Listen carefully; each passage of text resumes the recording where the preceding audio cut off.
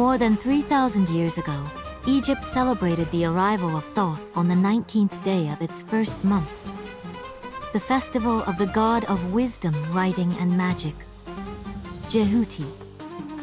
In cities like Hermopolis, this day marked the rebirth of cosmic order. Thoth was the scribe of the gods, the one who measured time and maintained the balance between heaven and earth. On that day, the streets were filled with sacred processions. Hymns were recited, torches were lit at dusk, and bread, beer, and flowers were offered. In the temples, priests consulted the cycles of the moon and sun, while scribes prayed to Thoth for clarity of thought and lasting memory. On the banks of the Nile, Hapi, Lord of the Flood, was also honored with boats, music, and water dances. It was a day to align heart and mind, to pray that words, like the waters of the Nile, would flow pure and fruitful. Today, centuries later, the echo of the festival of Thoth continues to remind us that knowledge is also sacred.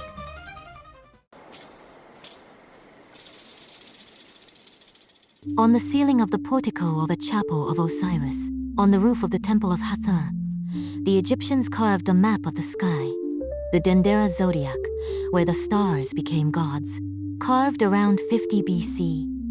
This zodiac unites the Egyptian tradition of the decans with the zodiacal signs brought from Mesopotamia through the Greek world.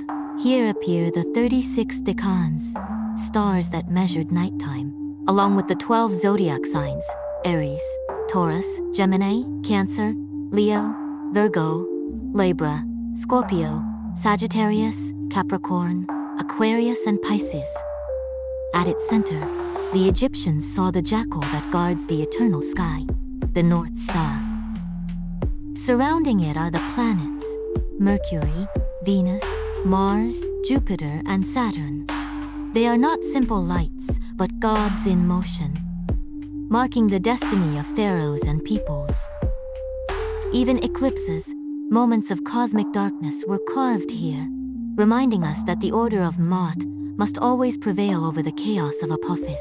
Here, inside the circle, Isis is holding the tail of a baboon that represents Thoth, to prevent him, who represents the moon, from blocking the sun. It is a solar eclipse that occurred on March 7, 51 BC.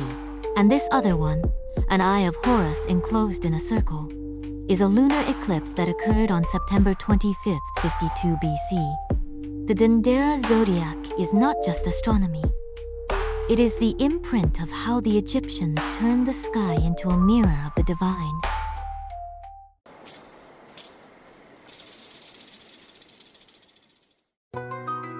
Did you know that some of the earliest contracts in history were written in ancient Egypt? One of the oldest is the juridical stela, around 1650 BCE, where a governor sold his office to pay a debt. Even earlier, around 2300 BCE, a papyrus records a judicial verdict on an inheritance dispute, one of the oldest legal documents ever written. Later, Egyptians wrote marriage contracts, known since the New Kingdom and preserved in Demotic Papyri from the late period, setting financial duties in case of divorce or widowhood. By the 5th century BCE, documents like the Elephantine Papyri and a property transfer from 434 BCE in Brooklyn show contracts for loans, property, and inheritance. For Egyptians, writing was not just memory, it was law itself.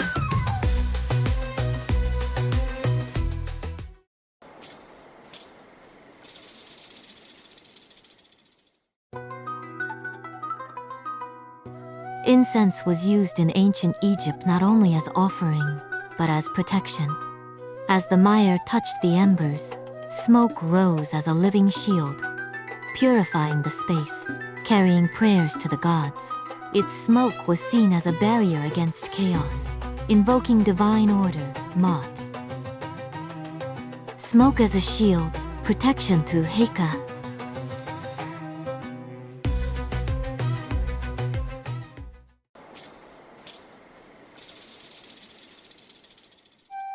Which god watched over the scribes? It was Thoth, god of writing, wisdom, and magic. He was depicted with the head of an ibis or a baboon, and protected scribes in their daily work.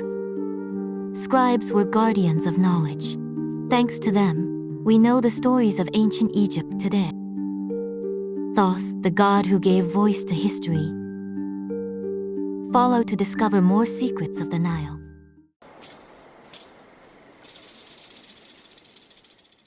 In ancient Egypt, cats were sacred beings. They were linked to Bastet, goddess of protection, fertility, and joy.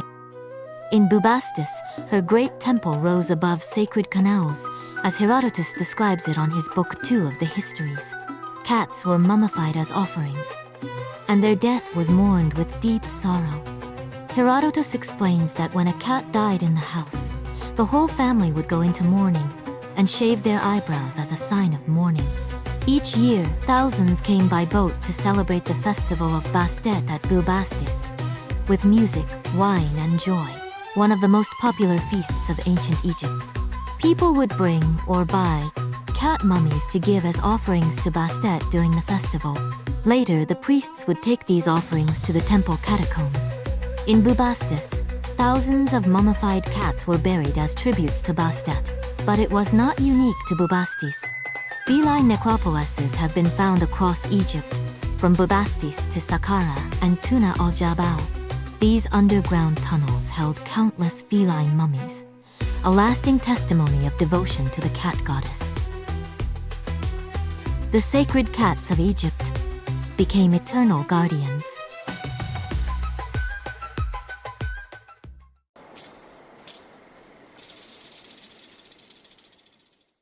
In ancient Egypt, the purification ritual was indispensable.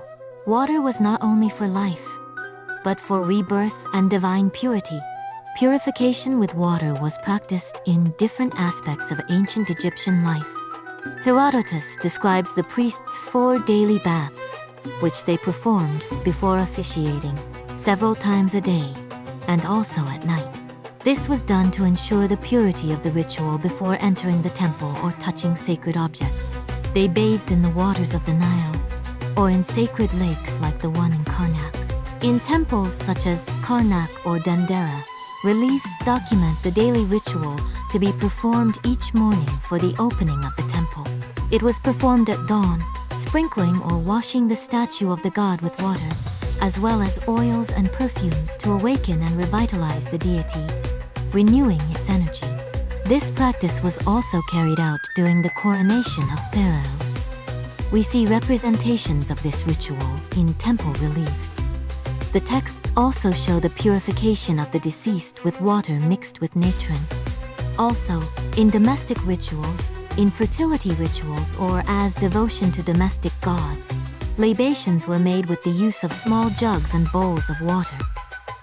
During festivals, such as the Opet festival in Thebes, libations of water were made as the procession of sacred boats passed by to purify the paths for the gods. During the Greco-Roman era, Isis was linked to the Nile festival, where sacred water was poured in honor of Isis as the personification of the river. Purification was renewal, preparing body and spirit to meet the gods.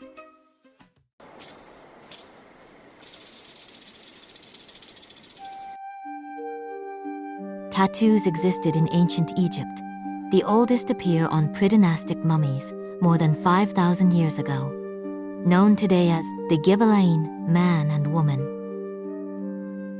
Finds on Day el Medina showed women with what is likely symbols of Bes, protector of fertility and childbirth, marking their thighs, and another woman, likely a priestess of Hathor, with all his body marked with sacred tattoos. It is thought that, depending on the time, tattoos were done with bundles of metal needles, pricking pigment deep into the skin. On the skin, tattoos meant power, devotion, and protection. Which ancient Egyptian symbol would you choose as a tattoo?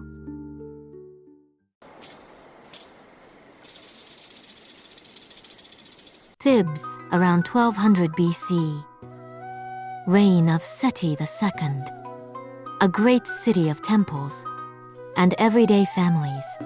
We don't learn this only from pharaohs' tombs, but from workers' villages, ration lists, and food remains.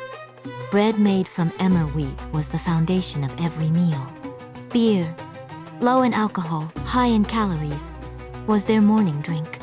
Sometimes figs, dates, or cheese gave extra energy for the day's work. Simple, nourishing, shared. This was the Egyptian way to start the day.